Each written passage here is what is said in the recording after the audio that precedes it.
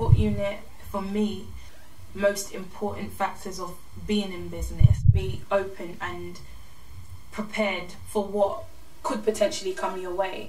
Have the knowledge and be prepared to use your knowledge when necessary.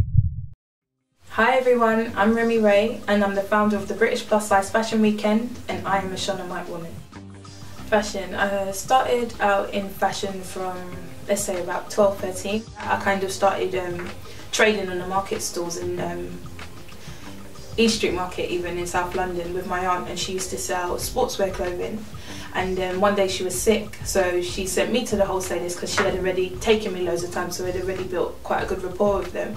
So I decided to buy her stuff that day and my stuff. So I decided to start selling bits and pieces of sportswear myself to my family and friends, and that's kind of how I got into the momentum of building a fashion movement, if you want. So Trapped in the Skinny World actually started as an online plus size vintage boutique, and that was my first business, and that it failed. Just because I kept hitting a ceiling. So I was buying vintage, people weren't buying vintage, even straight size clothing brands wasn't really into vintage. 2010, that was nearly 5 years ago if you look at it that way. I was quite ahead of my time in that sense. So every time I went to the wholesalers I could probably get up to a size 18 at a push, but further than that I just couldn't get the product, so I was too ahead of my game in a way, definitely. British Plus Size Fashion Weekend actually started with another name. And I was like, okay, I'm onto something here. And I literally cleared out my savings because I was saving for my masters. And I was like, I'm going to put this up. I'm going to put this on Facebook and see what happens. And I put it up, and from then, it's just been going. I'm kind of one of those people, if I want to do something, I'm going to do it. And I believe that if I don't do it, then somebody else is just going to do it. The preparation that goes into an event at the scale of British Plus Size Fashion Weekend, when you're not an event manager, is a lot of sweat, blood and tears, and a lot of arguing. Especially when you're working with a team of just solely passionate women, it's a lot. So from start to finish, you kind of you build your packages, you kind of get together your ideas of how you're actually going to sell this product, because it's a product you're selling to a client. So you kind of got to entice your client to want to take part in this production that you're putting on that isn't actually there yet. So you're selling a dream in a way. And then once you put your packs together and you start inviting and communicating with different brands and different sponsors and variation of different people who want to get involved for variation of different reasons, you kind of start building the show around that. You have your PR person in place from absolute get-go, and they start building the story about how this whole event is going to actually take place. And around that, you kind of start contacting media, and you can't. It's kind of like a building block in a way. It's nothing really happens at different times. They kind of all happen at exactly the same time. So you're constantly doing loads of different things. You could be in one meeting with a designer one minute, then you've got to Skype somebody else who might be coming over from Hong Kong, then you're doing something else in terms of ordering equipment.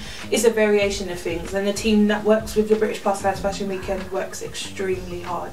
Our funding comes from us selling our product, and the product is taking part with the British Plus Size Fashion Weekend. So there's no money. The money that was put into British Plus Size Fashion Weekend was my master's money, which wasn't a lot, by the way. I was saving to my master's, so that was the money. That's how we began. We started with less than £3,000 and went over to produce an amazing show that has been literally shown all over the world.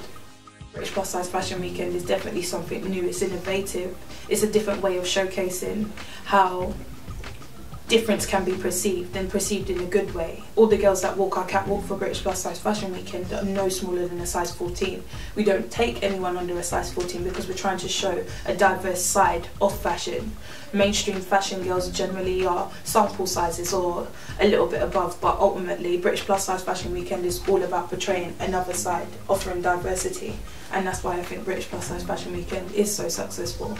Because not everybody can be Kate Moss, which is what I always say. I'm going to be Remi Ray, whichever day I wake up. Do you know what I mean? I never want somebody to ever feel like they are different because of their size. Like, your size does not determine your ability. And I found that when I was going into mainstream fashion, I kept hitting a brick wall, not because I was incapable, but because I didn't fit the ideal of how people are supposed to look while working in fashion. I'm not blonde, I'm not 5'11", I'm not skinny. Do you see what I mean? I'm just a bit too quirky for what fits the normal actual model. So when I do take on people, or when we do take on people to work with British Plus Size Fashion Weekend, you could look like anything. We don't mind, can you do the job? That's the important bit. And it's so funny because my Remi Ray collection doesn't have size labels, because I felt like that was always something that held myself back, but also other women go into shop. So like my size 14 would be a letter R, my size 16 is a letter E. So when people look at those things, they're not like, oh, I'm wearing a size 20 in my back, and it like breaks their confidence. No, you're wearing an R, it doesn't really matter. Do you know what I mean? So I think those are the things that other brands that have been in the plus size industry should look at. What makes your customer feel happy and confident so that they can continue to buy from you? And ultimately that's perfect business, because you want a loyal customer, because that's how you churn in your money. Money is always the biggest thing, because you never really know, okay, if you go and produce all this stuff, is that money actually going to come back? Is it going to work for you? Are you going to be able to reproduce the things that you've just... It's a crazy cycle, and to be honest with you, if you're not careful, you could lose all that you've put in because you're not careful about how you've actually spent the money that you have to do the business. Your support unit for me has been like one of the most important factors of being in business. Without those people to cry on or to moan to, or you know, just hash it out with or throw ideas at, like, it's priceless for me. Be open. Sometimes you have to be open and prepared for what could potentially come your way, but then also be mindful that being too open could be a hindrance as well. So be mindful about being open, but also be willing to accept, and opportunities will come your way from vice versa. And last but not least, I would say knowledge. Without the knowledge to do or to understand, you could get yourself in positions you will never want to be in business. Be careful who you go into business with. Understand, you know, that there are really, really important things that can mess you up in the future if you're not careful. So have the knowledge and be prepared to use your knowledge when necessary, because other people will definitely take advantage of you if you're not careful. So those are my 3 tips: family and friends, openness, and knowledge.